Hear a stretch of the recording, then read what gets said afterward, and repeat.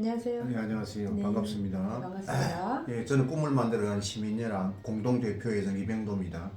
예, 구미시 갑선거구 국회의원 예비후보 송만순입니다.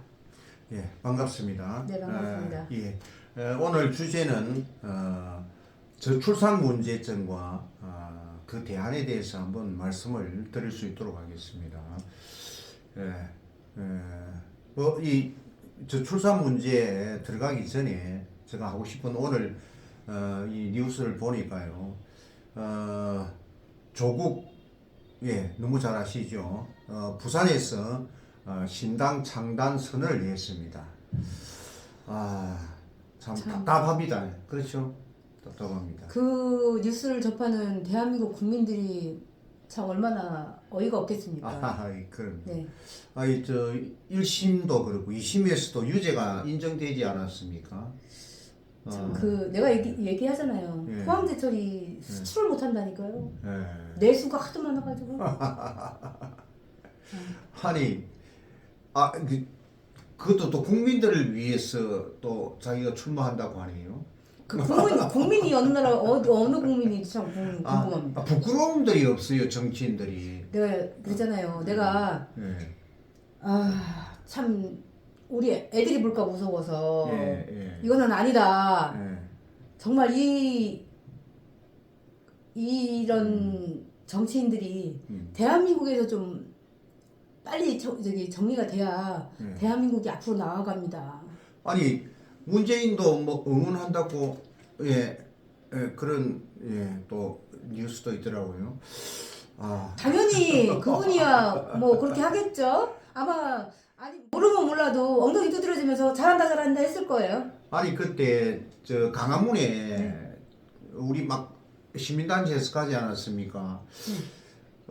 그때에 조국 때문에 전국에 있는 수많은 사람들이 시간도 내야 되지요. 돈도 개인 돈 다 내가지고 그 많은 사람들의 그 지출된 돈으로 생각한다면 아마 수백억이 될 거예요. 그 조국이 때문에 국민들이 정말 그런 수모를 당하고 또 얼마나 그 국민들이 내로남불이죠. 내로남불. 아픔을 당했습니까? 그러면서 제가 유죄로 미심까지 인정이 됐는데 또 문재인까지 응원을 한다. 참 뭐 또 송영길이는 또 뭐 옥중 출마를 한다. 이거 뭡니까 이게? 이 나라가 왜 이렇게 되었는지. 그래도 뭐 좌파 정권을 잡았다 할지도 이 정도는 아니었지 않습니까? 이거는 좀 너무 심하지 않습니까? 대한민국 국민들이 보고 있습니다. 근데 이번 선거는요 국민들이 확실히 깨어나서 또 국민들이 확실히 이제 판가름을 해줄 거라고 저는 확신합니다. 분별을 잘해야 됩니다. 굉장히 이번 선거는 참 중요한 선거입니다. 이 나라가 참 정말 부흥의 길로 가느냐 아니면은 정말 망하는 길로 가느냐 기로에 서 있습니다. 그래서 국민들이 꼭 투표를 하시고 정말 어디에 투표를 할지 여러분 깊이 잘 생각해 주시기 바랍니다. 어쨌든 우리가 이제 저출산 문제를 주제로 삼았으니까요. 이제 그 문제 들어가죠.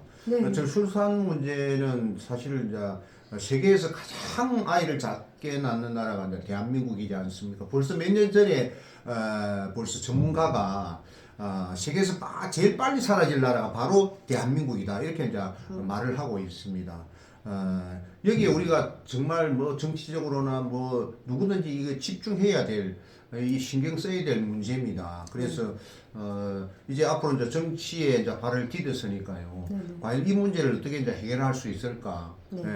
뭐 특히 이제 다른 나라에 또 뭐 정책이 또 어떻는지 한 몇 가지 뭐 아시는 게 있으면 말씀해 주시죠. 이제 프랑스를 좀 예를 들어 볼게요. 프랑스 같은 경우는요. 그 육아휴직 급여를 받습니다. 근데 우리나라 같은 경우는요. 고용보험에 가입돼야지만 이렇게 육아휴직이 되고 또 급여를 받습니다. 예. 그런데 이제 프랑스 같은 경우는요, 네. 자영업자들도 이 육아휴직에 대한 급여를 받거든요. 네.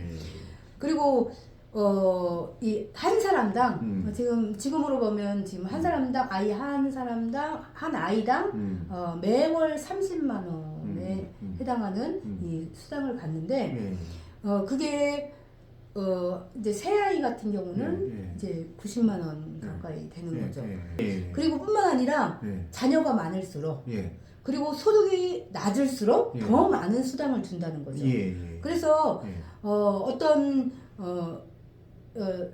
예를 들면 자녀 수가 많고 소득이 낮을수록 어떤 수당이 주어지니까 아이를 키우는 데 있어서의 어떤 차이를 크게 두지 않겠다 이런 개념이 좀 녹아 있는 것 같습니다. 또 다른 예로 이제 어디를 들 수 있냐면 스웨덴. 스웨덴은 그러니까는 여성의 80% 이상이 이제 직업을 갖고 아이 출산 후에도 일을 하거든요. 그게 이유 중에 하나는 바로 이 육아에 적극적으로 동참하는 아빠가 있기 때문입니다. 그래서 실제로 육아휴직 남성 할당제가 있습니다. 480일 중에 육아휴직 쓸 수 있는 480일 중에 무조건 남편이 90일은 의무적으로 써야 됩니다. 이게 의무화돼 있어요. 그런데 우리나라의 육아에 있어서 아빠들의 역할이 정말 참여도가 낮아요. 요즘 젊은 사람들은 그래도 좀 이 참여도가 많이 높아졌거든요. 근데 기존에 많은 아빠들이 육아에 많이 참여하지 않고 있고 또 교육 분야도 거의 엄마들이 전담하고 있지 아빠들의 참여도는 많이 낮은 편입니다. 근데 이게 빨리 개선되지 않는 이상은 독박 육아라고 하잖아요. 그 엄마들의 독박 육아로는 정말 힘듭니다. 그래서 이제 우리나라도 이런 정책적으로 이런 아빠들이 육아에 적극적으로 참여할 수 있는 어떤 환경을 마련해 주는 게 너무 중요하다고 생각합니다. 그리고 이제 독일로 넘어가겠습니다. 독일은 이제 1970년대부터 이제 저출산 고령화 사회를 이미 경험했거든요. 그래서 독일 같은 경우는 국가에서 연간 300조 원에 이르는 이 아동수당 그리고 교육 예산을 이 책정할 만큼 국가 발전과 그리고 국민 미래를 위한 이 투자라는 이 사회적 합의가 이루어진 게 바로 이제 독일입니다. 그래서 이 독일의 첫 번째는요, 바로 뭐다? 엄청난 재정 투입이라는 거예요. 그래서 그리고 또 하나는 두 번째는 무상교육. 저는 이거 되게 중요하다고 생각합니다. 우리나라도 지금 무상교육을 많이 하고 있지만 저는 대학 교육까지도 무상교육이 이루어져야 된다고 저는 생각합니다. 그래서 근데 또 뭐 예산도 중요하지 않습니까? 무조건 뭐 주는 건 좋지만은 뭐 줄 돈이 또 있어야 되지 않겠습니까? 그런 부분은 좀 깊이 연구를 많이 해야 될 것 같습니다. 이미 대안이 있습니다. 대안이 유럽 같은 경우 지금 아까 엄청난 예산을 투입하잖아요. 그럼 사회적 책임이 있다는 거죠. 그 대안은 제가 근데 이제 중요한 것이 우리는 이제 그 세금은 적게 내려고 하고 받는 거는 많이 받으려고 하는 이제 이런 풍토가 있어요. 스웨덴 같은 경우는 소득세 30%입니다. 그러니까 제가 그 뒤에 많은 것을 받기 위해서 또 세금도 많이 사실은 이제 내야 되겠죠. 그렇죠. 이제 기본 전제가 그건데 그래서 이제 어떻게 그러면은 이 사회적 합의가 이루어져서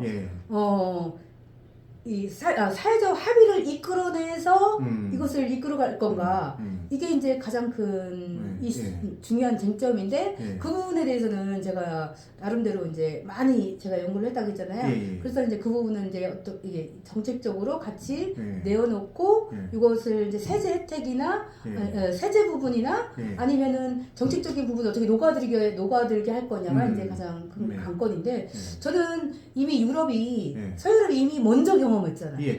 그렇죠. 그러면 그들이 이미 실패했고 또 경험했던 이런 것들이 많단 말이에요. 이미 그런 것들을 우리가 우리 사회, 한국 사회에 맞게 잘 접목을 하면 될 거라고 생각하고 이미 제가 자료 조사를 이미 끝내놨습니다. 이제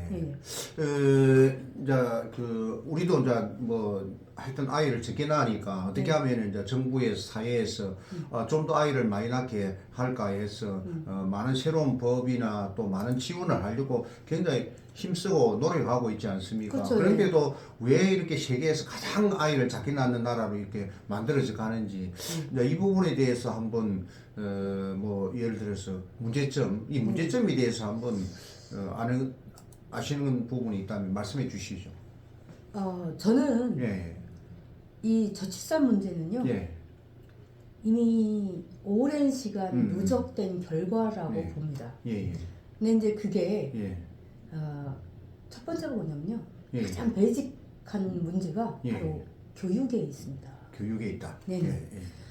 왜냐하면 우리 요거를 얘기하기 위해서 제가 2024년 1월 16일자 조선일보에 났던 기사를 좀 인용해서 좀 말씀을 드리고 싶습니다. 이케아에서요. 이케아 아시죠? 이케아에서 전국에 전 세계 38개국, 뭐 유럽, 미국, 북유럽, 동남아시아까지 해서 38개국을 이제 조사를 했습니다. 자, 조사한 결과가요. 아주 충격적입니다. 그래요. 집에서 혼자 있을 때 가장 즐거움을 느낀다고 한 이 나라가요. 한국이 1위입니다. 대한민국이 1위다. 자, 세계 평균은요. 100명 중에서 33명이 집에서 홀로 있을 때 즐거움을 느낀다고 했는데요. 우리나라는 무려 40%. 40%가 혼자 있는 걸 좋아한다. 그러니까는 100명 중에 40명이 집에서 혼자 있는 게 가장 행복하다. 그리고 식구들과 함께 웃는 시간이 즐겁다. 이게 전 세계 평균이 33%예요. 그래서 100명 중에 33명이 나는 가족들과 함께 막 있는 시간이 즐겁다고 했는데 우리나라는 몇 %일 것 같습니까? 글쎄요. 몇 %? 심각합니다. 전 세계 꼴찌, 38개국 중에 꼴찌인데요. 오, 심각하네요. 100명 중에 14명입니다. 너무 심각하네요. 그러니까 100명 중에 14명이 14명만 가족들과 함께 있을 때 즐겁지 나머지 86명은 즐겁지 않다는 거예요. 두부를 좋아 안 하네 보니까. 그렇죠. 우리나라 국민들. 그러니까요. 아니 지금 또 좋은 면도 있긴 있는데 이거는 안 좋네요. 또 다른 질문이 있었는데 이제 그러니까 할머니 할아버지한테 집에서 자녀 손주를 키우는 게 기쁘냐고 물었어요. 기쁘지 않을까요? 그렇죠. 근데요. 우리나라 꼴찌 100명 중에 8분만 손주 키우는 게 좋대요. 전 세계 꼴찌입니다. 그래요. 근데 제가 어제 선거 운동한다고 나갔잖아요. 근데 이제 거기서 이제 이렇게 어른들을 만나서 이런저런 이렇게 얘기를 하다가 그분이 이런 얘기를 하는 거예요. 아유, 우리나라 교육이 문제야, 교육이. 그래서 왜 그러세요? 했더니 내가 학교를 가봤더니 아유, 정말 교육 진짜 심각해. 그래서 요즘은 손주 손녀한테도요 훈계를 할 수가 없대요. 손주 손녀 본인이 모든 거에 주인인 거예요. 그래서 너무 버릇이 없어서 봐줄 수가 없다는 거예요. 그래서 이제 며느리한테 손주가 너무 버릇이 없으니까 네가 좀 훈계를 하고 꾸중을 해라 이렇게 한 거예요. 그래가지고 이제 엄마가 너 자꾸 그렇게 하면은 손 들고 있고 벌 세울 거야 이렇게 하니까 그 손주가 뭐라고 하는 줄 알아요? 경찰에 신고할 거야 이러더라는 거예요. 심각하군요. 근데 이제 저도 아이를 많이 만나잖아요.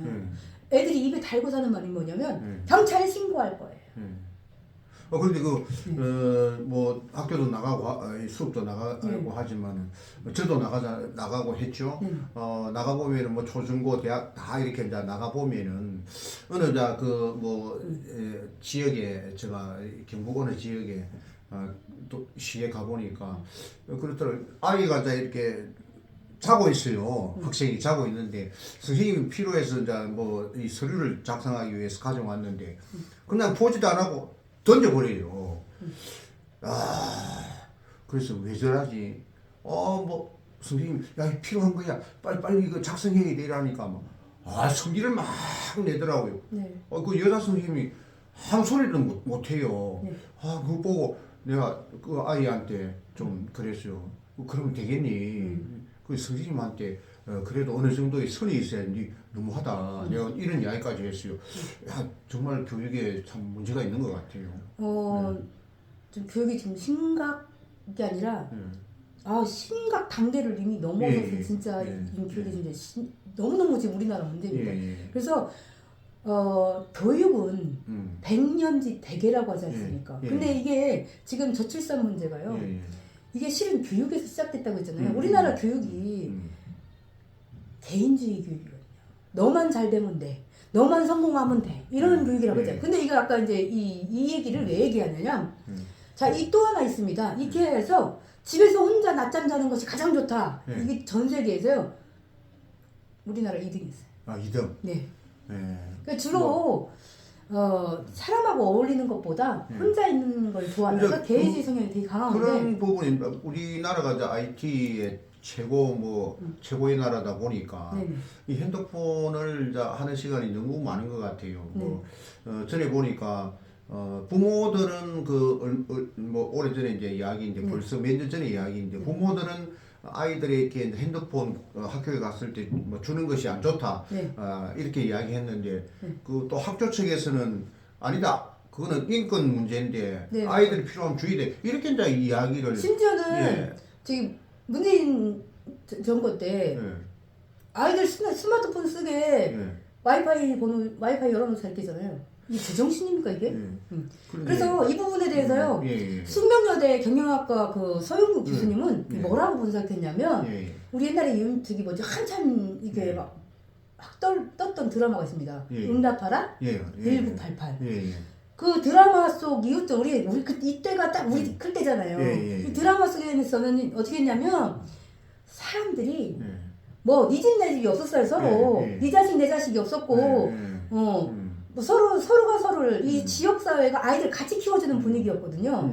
그런데 지금은 아이가 잘못을 해도 물론 우리 회장님은 지나가다 애들 담배 피면 가서 같이 쪼그려 앉아가지고 맛있냐 이렇게 물어보시고 몸에 안 좋으니까 피우지 마라 이렇게 하시긴 하지만 지금 어른들이 어른 역할을 할 수 없는 이런 상황에 맞습니다. 와 있습니다. 그러니까 그 서영기 교수님이 뭐라고 했냐면 1980년에서 1990년대 중반까지만 해도 한국은 그러니까 유럽이나 미국보다 가정 공동체를 더 중시하고 이웃과 끈끈한 정을 나누는 사회였는데 2000년대 접어들면서 개인주의가 강해졌고 최근에 이를 넘어서 파편화된 삶을 살아가는 나노 사회의 모습을 보이다 이렇게 이제 분석을 했습니다. 맞습니다. 근데 이게 말씀드린 것처럼 교육이 오랜 시간 우리나라가 너만 잘 되면 돼, 너만 잘하면 돼, 너만 성공하면 돼, 너만 이렇게 됐잖아요. 그러니까 다 개인주의예요. 근데 그 세대가 이제 지금 어디 보면 40대, 30대, 어디 보면은 부모 세대가 됐고, 그런데 그 교육이 지금도 그대로 이어져 오고 있잖아요. 그렇죠, 그대로. 네, 그러니까 모든 중심이 나인 거예요. 그래서 어떻게 되냐면 내가 성공하고 내가 뭔가를 누리기 위해서는 내가 결혼하는 것이 뭔가 나의 뭔가를 포기하는 게 싫은 거예요. 이게 우리가 이제 그런 개인주의 성향이 강해지다 보니까 그리고 내가 그러니까 출산을 하는 것도 자녀를 출산하고 양육하는 것도 나를 희생하는 거야. 그러니까 이게 개인주의 성향이 너무 강해지다 보니까 지금 이런 결과가 나온 건데. 물론 그거 말고도 여러 가지 사회적 요인이 있겠지만 가장 근본적인 건 이 사람의 생각이 가장 중요하다고 생각하거든요. 이 생각을 결정하는 이 가장 영향을 많이 미치는 게 바로 교육입니다. 또 하나는 두 번째 원인은요. 가장 기본적인 게 이제 학교 교육. 두 번째는 미디어입니다. 아, 미디어. 그러니까는 공적인 교육기관이 학교라면 평생 교육기관은 미디어입니다. 맞습니다. 이 미디어가요. 요즘 많이 유행하는 채널A에 사는 박사님이 하시는 우리 금쪽이잖아요. 금쪽이. 그 금쪽이를 보면 애를 키우는 게 저렇게 힘든가? 우리 애들이 다 저런가 싶어서 결혼하지 않은 사람들은 막연한 두려움과 공포심을 느낄 것 같아요. 아, 그럴 것 같아요. 그리고 또 하나는 거기에 보면 단 한 번도 언급하지 않는 게 있어요. 그게 뭐냐? 왜 스마트폰 중독에 대해서는 한 번도 언급을 하지 않는지. 그게 저도 이제 봤지만 대부분 문제가 이제 이 스마트폰에서 이제 일어나거든요. 네네. 거기에 이제 뭐 40%가 중독이 돼 있다 할 정도로 지금 우리나라 아이들이 지금 청소년들 심각하다 이렇게 이제 이야기를 계속하고 있잖아요. 그런데 거기에 대해서 어떤 뭐 대안이라든지 이런 것이 너무 부족한 것 같아요. 네, 맞습니다. 예. 그리고 이 미디어나 이런 데에서요. 예. 왠지 그 자녀를 아까 이제 어떤 프로그램에서도 보면 아이를 키우는 게 너무 힘든 것처럼 묘사되는 게 너무 많은 거예요. 예, 그렇죠. 근데 실제로 이제 아이를 낳아서 키워보잖아요. 예. 너무 행복하지 않아요? 그럼요. 인생은 아이를 낳아서 출산한 사람과 출산하지 않은 이 경험을 한 사람과 아닌 사람은요 인생의 질이 자체가 다릅니다. 저는 그렇게 생각해요. 예, 그런데 이제 저도 이제 낳아서 키워보니까 그렇더라고요. 예, 어쨌든 부부가 함께해서 부부가 이제 처음에 얼마나 좋습니까? 네. 그렇지만 그 어떤 부부의 그 함께하는 이런 좋은 시간보다는 자식을 낳아서 자식과 또 아내와 남편과 함께하는 그 시간이 더 자식이 있다면 더 길지 않을까 그 행복이 저는 그렇죠. 그렇게 생각을 해요. 저도 경험해 보니까 그래요. 그런데 어쨌든 근데 지금 우리나라에 있는 프로그램 중에 어떤 프로그램도 자녀를 같이 양육하고 출산해서 같이 키우는 게 너무 행복하다 말하는 진짜 행복한데 행복하다고 말하는 프로그램이 없더라고요. 그런 프로그램이 없고 너무 아쉬워요. 또 한 가지 또 있잖아요. 뭐 요즘은 또 뭐 각 방송사에서 많이 하고 있더라고요. 어쨌든지 우리나라 뭐 여자들이 주로 여자들이 이제 외국 남자들하고 많이 결혼을 해요. 뭐 우리 한국 남자들이 외국 여자 결혼하는 그렇게 많지 않아요. 어쨌든 여자들이 이 외국에 나가서 결혼해서 정말 행복하고 아름답게 사는 걸 많이 그 보여주고 있더라고요. 요즘 보니까. 그러니까 야, 이 나라에 사는 것보다는 해외에 나가서 외국인과 결혼을 하면은 정말 행복하겠다. 그래서 이것도 어찌 보면 인구를 줄이는데 출산뿐만 아니라 인구를 줄이는데 큰 영향을 하고 있다. 그래서 어찌 보면은 그 미디어가 이 나라를 어찌 보면은 어찌 보면 좀 뭐 미디어에 종사하는 사람 좀 기분이 어떨지 모르겠지만 어찌 보면 망하게 하는 게 아닌가 할 정도로 그러니까 좀 프로그램이 너무 이제 그렇게 너무 이제 말씀하시는 것보다는 어떻게 보면 그 미디어가 가지고 있는 사회적인 책임. 공적인 역할이 있거든요. 책임과 역할이 있는데 그 부분을 많이 놓치고 있는 것 같아서 아쉽습니다. 그래서 이제 우리가 어떻게 하면은 이 나라가 좀 더 부강한 나라 또 뭐 인구도 줄지 아니하고 실제로 인구도 뭐 그대로만 가도 좋아요. 그런데 지금 사실은 이제 2명 반 정도는 나와야 우리가 인구가 유지가 되는데 그렇죠.